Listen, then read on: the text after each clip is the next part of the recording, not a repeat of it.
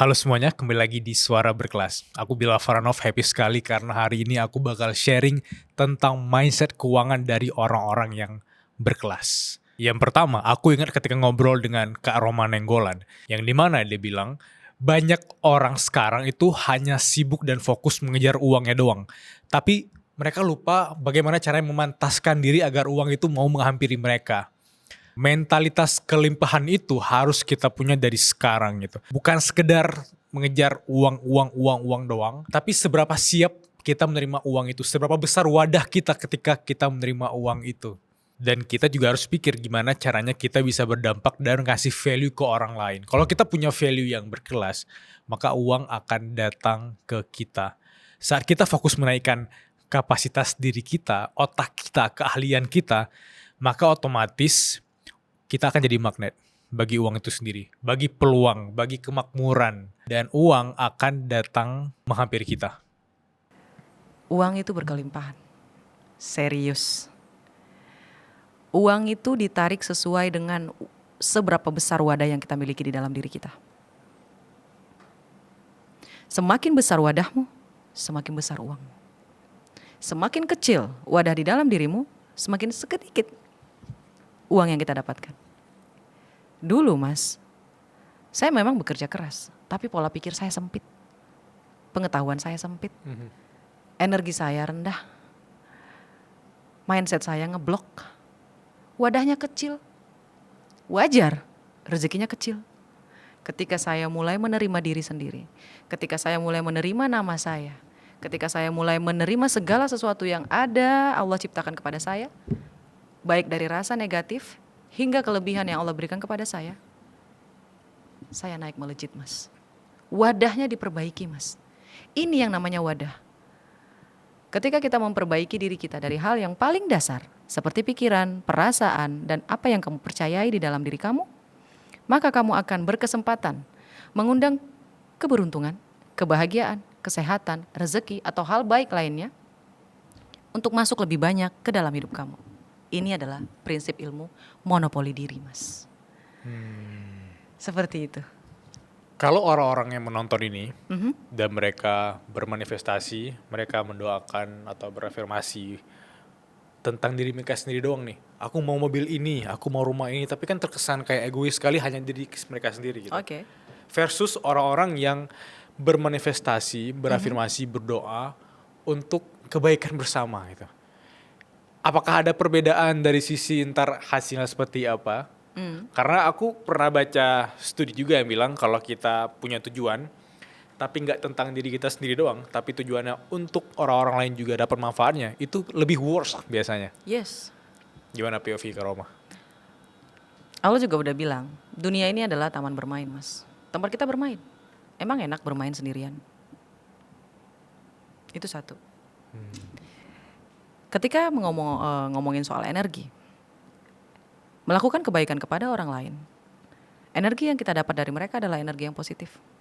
Semakin banyak yang masuk energi positif ke kita, semakin kita naik, mas. Wow. Jadi singkatnya seperti itu. Ibaratnya ketika saya mulai menerima diri saya sendiri, mas, saya udah mulai tahu nih tujuan saya. Itulah kenapa hal yang pertama kita lakukan adalah self love dulu. Menerima diri dari A sampai Z. Ketika kita sudah selesai sama ini, Mas Bilal, kita akan tahu apa tujuan kita. Who are you? Siapa dirimu? Siapa kamu? What do you want? Apa yang kamu mau? Lalu pertanyaan terakhir, what you can give? Apa yang bisa kamu berikan? Oke, let's say sekarang kamu udah pegang uangnya. Banyak orang-orang di sekitar aku yang aku notice ya, uangnya udah ada, tapi mereka masih pelit ke diri mereka sendiri. 4 tahun lalu aku juga termasuk orang seperti itu gitu. Aku punya uangnya, tapi kalau aku ke mall, aku mau ke suatu tempat, aku pengen banget tuh barang, tapi aku tahan guys. Aku tahan. Karena aku ngerasa, ntar rugi deh. Simpelnya, gimana caranya kita memanage uang? Gimana caranya kita berrelasi dengan uang? Agar kita gak pelit-pelit banget sama diri sendiri gitu. Karena mungkin kita punya trauma, kita punya luka terhadap uang. Gimana caranya kita memaknai trauma tersebut? Itu sangat penting guys, terutama dari sisi uang. Dan aku ingat ketika ngobrol dengan Kak Dea Rizkita di Suara Berkelas, dia bilang, Bill, uang itu seperti air, dia terus mengalir. Let's say kamu punya uang, kamu beli makanan yang sehat, yang bernutrisi, Dan itu balik ke dirimu lagi. Kamu bisa hidup lebih sehat, punya energi yang luar biasa, kemudian kamu produktif, kamu bisa berkarya, menghasilkan karya dan karya itu dikonsumsi oleh orang. Pertukaran value dan nilai, uang itu balik lagi ke kamu. Ya juga ya, kenapa kita harus beli teman diri kita sendiri? Kalau ada uangnya, beli. Gitu kata Kak Dea. Aku tuh takut. Aku sedang lari dari perasaan takut tidak aman. Gitu. Dan ya udah, aku sempat juga ngeliat gitu ya buku, podcast seputar uang dan segala macam. Uang itu kan cair ya Bilal. Iya. Dan ya emang hukum alamnya sudah begitu. Yang cair memang harus mengalir. Memang harus. Kalau ditampung doang gini nggak akan nambah juga. Nggak akan terus jadi luber juga, enggak. Enggak, kalau makin kenceng kita tampungnya juga nggak akan ngapa-ngapain uangnya. Memang segala sesuatu yang cair memang harus mengalir. Dari situ ketika aku bertransaksi, ketika aku saving, itu base-nya udah bukan lagi fear, tapi base-nya love. Jangan pikir kalau kita bisa nabung, itu udah checklist, berarti hubungan kita terhadap uang udah beres. Enggak, Bilal. Kita harus lihat perasaan apa yang ikut waktu kita nabung. Kalau kita nabung membawa rasa takut, sisihin uang, takut ada apa-apa. Takut ada apa-apa. Takut nanti kalau pengen ini nggak ada. Yang ketabung itu bukan cuma uangnya, tapi rasa takutnya juga. Kalau spending takutnya ya oke lah. Yeah. Tapi kalau saving kadang kita juga takut. Makanya aku berusaha saving and spending with love, with happiness, sehingga aku nggak menabung rasa takut itu sendiri. Menurut aku itu sangat krusial membentuk aku sekarang berelasi dengan baik dengan uang. Ada beberapa cara yang aku lakukan, Bilal, untuk menjaga state ini supaya tetap stabil. Dan ini mungkin kalau teman-teman dengar akan terdengar halu. Tapi ini membantu aku. Jadi kalau kamu mau praktekkan juga ya kenapa enggak. Yang pertama, aku selalu bawa uang cash. Selalu bawa uang cash. Yes. Berapapun jumlahnya, aku selalu bawa uang cash. Kita sekarang hidup di era digital di mana kita terbiasa cashless. Yeah. Dan kadang suka terlontar di mulut kita, duh gue gak ada duit nih, gue gak ada cash nih. Ada gak duitnya? Ada kan sebenarnya, Yeah. tapi gak kelihatan. Bentuk uang cash itu sebenarnya supaya aku ngerasa aman. Bahwa aku bawa uang, aku punya uang. Ada nih, kelihatan. Itu satu. Yang kedua adalah aku, karena ada uang cash ini, aku membiasakan diri untuk mahir memberi. Mau ngasih tip? Bisa, ada uang cash. Ada Pak Ogah kasih lebih bisa. Mau beli di warung mungkin atau di pedagang kaki lima yang gak ada krisnya, bisa. Karena uang cash ini, mahir untuk membeli. Dan yang ketiga, ketika aku mengeluarkan uang berapapun jumlahnya itu, Bilal, aku selalu bilang dalam hati, uang ini aku keluarkan untuk kebaikan dan akan kembali padaku 10 kali lipat. Ini diatur sendiri mantranya. Mau 10 kali lipat, 100 kali lipat, terserah. Tapi yang biasa aku lakukan gitu, Bilal, 10 kali lipat. Percaya atau enggak? Dan semuanya ringan banget, Bilal. Habis itu uang jadi suka sama aku. Mungkin sebagian dari kalian yang menonton video ini mikir bahwa, tapi kan aku harus hemat, aku harus menyisakan uang, investasi. Yes, itu ada porsinya masing-masing. Yang jadi masalah yaitu, kamu secara pendapatan masih di bawah rata-rata, tapi gaya hidup kamu yang di atas rata-rata. That's why ketika aku ngobrol dengan Mas Glenn dari Ngomongin Uang, dia bilang problemnya kita ketika udah menganggap pay later, pinjol itu sesuatu yang wajar, sesuatu yang normal. Kita ingin menguasai barang atau ingin punya sesuatu yang dimana secara kemampuan finansial kita belum sanggup. Tapi karena ada akses dari pay later dan pinjol, kita merasa aku sanggup kok bayarnya. Kita bermanifestasi seolah-olah hal itu tuh gampang sekali. Padahal kita gak sanggup. Dan itu jadi problem. banyak orang. Dan itu kenapa banyak orang aku temui itu gampang depresi, gampang stres. Jangan mau dijajah oleh mindset seperti itu teman-teman. Dan orang-orang yang berkelas yang aku kenal yaitu ketika kita mampu bilang bahwa aku mampu dan mau beli ini secara cash. Aku nggak mau mengejar pinjol atau pay later doang hanya untuk sekedar validasi. Aku ulangi, validasi. Perspektifnya mereka udah punya gaji tetap.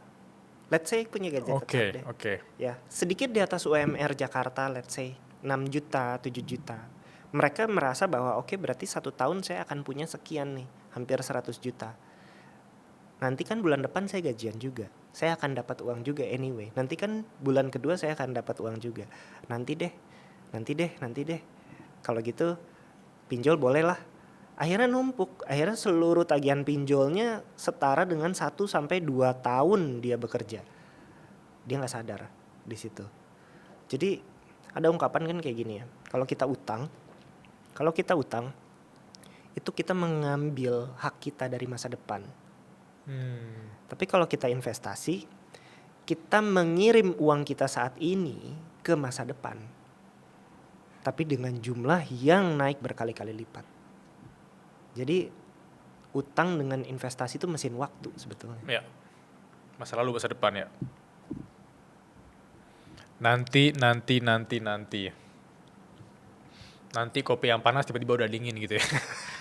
Iya. Dan banyak orang masih berpikiran wah nggak apa-apa deh, aman nih, aman. Akhirnya mereka punya luka keuangannya sendiri gitu di masa depan ya.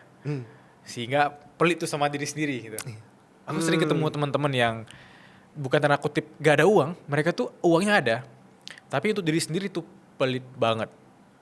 Gak pernah mau investasi untuk dirinya sendiri. Akhirnya mereka merasa wah aku tertinggal segala macam. Padahal uangnya ada, bukan problem di uang kan. Kalau kalian ketemu dengan orang-orang seperti itu yang masih trauma sekali dengan uang, hubungannya sangat toksik dengan uang, apa yang ingin kalian sampaikan? Ya, ini mungkin dimensi yang berkebalikan ya. Jadi kalau ada orang yang boros banget, ada orang yang pelit banget.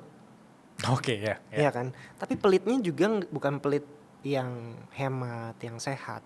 Pelit yang sampai to the point yang toxic gitu. Saya pernah baca satu konten di Instagram waktu itu. Kalau nggak salah itu Comex Panel, The Work Salary Man yang di Singapura. Oh iya, punya, Singapura yang hitam putih gitu ya. Yang hitam putih. Dia cerita kayak gini, dia neneknya meninggal, kemudian dia datang ke apartemen neneknya untuk beres-beres barangnya. Terus dia bersama ibunya, dia cerita, nenek hidupnya sederhana ya gitu. Oh iya, neneknya hidup sederhana, padahal uangnya banyak banget. Terus dia buka satu kotak di situ. Dia bilang, wah kotak ini kok penuh dengan perintilan negara Swiss ya? Iya. Nenek kamu sering banget ngomongin tentang Swiss dan dia pengen banget ke sana. Tapi dia pelit banget sama dirinya sendiri sampai akhirnya sampai meninggal nggak pernah kesampaian dia ke Swiss. Emangnya kenapa? Katanya mahal, katanya nanti mendingan ditabung aja gitu.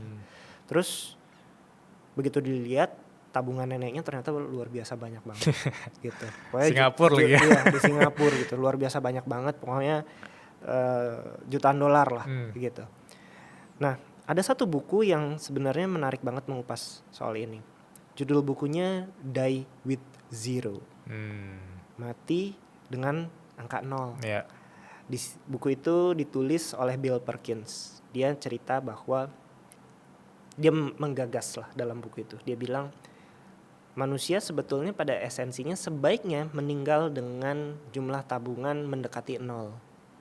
Supaya uang yang dia sudah kumpulkan jerih payah seumur hidupnya benar-benar dia pakai untuk memenuhi tujuan keuangan dia. Nah terus ada yang nanya, oh kalau gitu gak diwariskan dong? Lah kalau diwariskan, satu bisa jadi pertengkaran buat keluarga. Kedua, kalau memang kamu mau ngasih buat anak-anak kamu, kenapa harus menunda sampai meninggal? Kasih aja selama kamu masih hidup. Gitu. Betul juga, di situ dia ngambil gambaran kalau misalnya orang misalnya rata-rata punya anak umur 25, Ya, anak pertama umur 25 tahun dia melahirkan anak pertama, terus rata-rata orang meninggal tuh umur 75 tahun. Berarti dia baru mewariskan ke anak pertamanya waktu anak pertamanya umur 50 tahun. Kenapa harus menunggu sampai selama itu? Mendingan uangnya benar-benar didistribusiin aja sepanjang hidupnya untuk dirinya, untuk lingkungannya, untuk keluarganya dan lain-lain gitu. Dan banyak yang memang segitunya pelit sama diri sendiri, akhirnya lupa untuk spend juga. Wow, deep banget apa yang dibilang oleh Mas Glenn. Karena pada akhirnya teman-teman, hutang, apapun drama keuangan kita itu bermuara pada satu kesimpulan besar yang sebenarnya masih kita salah pahami. Uang itu ya tidak pernah memiliki kekuatan untuk mengubah sifat dasar manusia. Kalau kata Ken Henderson, dia hanya membuka topengnya, dia hanya memperjelas karakter manusia tersebut. Uang itu tuh magnifier, dia alat pembesar. Dia memperjelas sekaligus enabler yang memberi kita akses untuk kebebasan. Ketika seseorang tuh belum punya uang, sifat-sifat aslinya itu biasanya tersembunyi dulu. Karena masih terbatas kan. Nah, mereka terlihat baik, biasa aja, gak ingin punya jabatan, gak ingin punya segalanya. Tapi ketika punya uang, biasanya karakternya terlihat. Kadang kan kalau kita ngomongin status nyambung sama identitas dong. Karena kan orang berusaha melekatkan dia punya diri, identitasnya dengan si duit. Yap. Nah sekarang pertanyaannya, jadi masalah nggak kalau lu ternyata suka makan warteg, tapi lu orang kaya banget? Gak masalah. Iya kan? Gak masalah. And I did that. Gue liburan ke luar negeri, hampir 2 minggu lah, 11 hari lah. Udah di hari keberapa tuh gue bilang sama bini gue, Beb, aku kangen makan warteg lagi. Iya kan? Jadi gue merasa kayak misalkan nih ada orang ketemu gue di tempat makan warteg gitu ya. Terserah mereka mau ngomong apa. Terserah. Mau gue beli wartegnya juga bisa. Iya. Iya. Iya kan? Gitu. Menurut gue ketika lu udah di saat momen itu udah deh. Lu bisa mulai naik level. Dan orang jangan pernah ngejaitkan status lo sama identitas lo sendiri. Kayak lu bisa aja tadi beli wartegnya, tapi lu memilih untuk tidak beli dan lu tetap konsumsi apa yang menurut lu nyaman aja gitu. Bukan berarti lu semakin lu kaya, karakter lu berubah, identitas lu berubah. Iya. Nah uniknya tuh gini. Lu pernah denger gak? Kok dia jadi berubah ya sekarang karena dia punya duit? Banyak sekali orang punya asumsi seperti itu ya. Apalagi kalau di fase mereka ngelihat, wah tuh orang udah sukses, tuh orang udah berkembang. Kok dia gitu ya? Menurut gua enggak. Emang asalnya dia dari awal tuh kayak gitu. Bedanya dulu dia gak punya duit aja untuk sebagai alat yang mengamplify dia punya karakter. Good point. Iya. Jadi bukan tiba-tiba dia jahat, tiba-tiba dia begitu. Enggak. Basically emang dia begitu aja orangnya. Bedanya dulu dia gak punya toolsnya. Ya, aku relate sekali. Bahkan aku sering ketemu orang yang bahkan belum kaya, belum punya banyak uang, sangat gemar memberi. Dan ketika mereka kaya beneran, ya semakin banyak dia memberi ya. Iya. Jadi ini tuh fenomena yang kadang menurut gue orang salah kira. Padahal memang aslinya karakternya begitu. Bagi orang-orang di luar sana yang bingung sekali ketika ngomongin tentang gua ingin mewarisi anak gua, cucu gua dengan uangnya doang itu. Apakah itu statement yang tepat atau lu punya POV sendiri ketika ngomongin tentang warisan, terutama dari orang-orang yang di level atas? Oke, mungkin ini juga beda POV ya. Karena pasti banyak orang pengen jadi pewaris. Benar sekali. Pasti, itu udah pasti. Iya. Cuman pertanyaannya gini, ketika lu pegang harta yang kecil aja lu gak bisa kelola, terus tiba-tiba lu dapet yang gede, di mana logiknya? Kalau yang ini bisa bertahan, yang kecil aja lu selama ini habis terus, make sense gak? Make sense sekali. Nah jadi kalau menurut gua, yang penting tuh yang diwariskan sebenarnya bukan cuma hartanya. Kalau lu bisa mewariskan hartanya ya bagus. Tapi yang perlu dilatih, diturunin ilmunya adalah gimana caranya ngembanginnya, gimana cara ngelolanya. Nah cuman gini, banyak masalah ketika orang tua punya POV tentang duit kayak gini, ternyata sebenarnya nggak bikin orang itu makin kaya. Ya contoh deh yang paling gampang, uang akar dari kejahatan. Makanya jangan inilah, kalau urusan sama duit nggak usah lah. Nah gimana caranya jadi kaya? Ya kan, gimana anaknya ketika pegang duit merasa ini tuh hal yang baik, karena kan dia merasa uang itu akar dari kejahatan. Iya. Itu hal paling simpel yang menurut gue, oh iya ya bener juga.